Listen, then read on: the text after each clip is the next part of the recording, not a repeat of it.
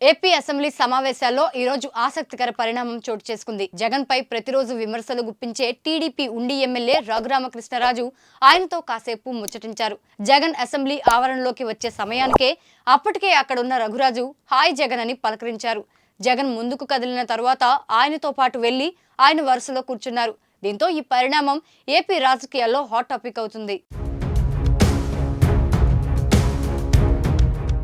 మరి కాసేపట్లో గవర్నర్ ప్రసంగం ప్రారంభమవుతుందనగా ఏపీ అసెంబ్లీలో ఆసక్తికర పరిణామం చోటు చేసుకుంది.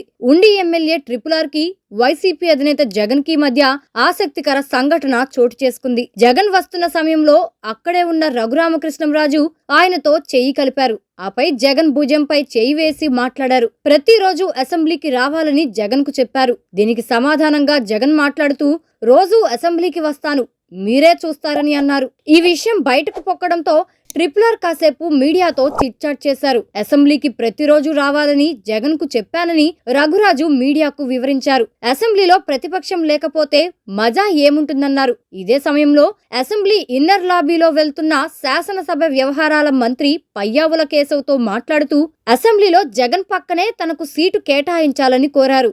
దీనికి సమాధానంగా అలాగేనని కేశవ్ నవ్వుతూ అక్కడి నుండి వెళ్లిపోయారు.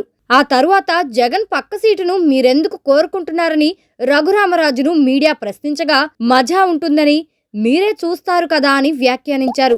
జగన్ను రోజు ర్యాగింగ్ చేస్తారా అని పక్కనే ఉన్న మరో ఎమ్మెల్యే ప్రశ్నించగా ర్యాగింగ్ చేస్తానో మరేం చేస్తానో మీరే చూస్తారుగా అని అన్నారు. దీంతో జగన్ కి RRR కి మధ్య చోటు చేసుకున్న ఘటన ఏపీ రాజకీయాల్లో హాట్ టాపిక్ అయింది.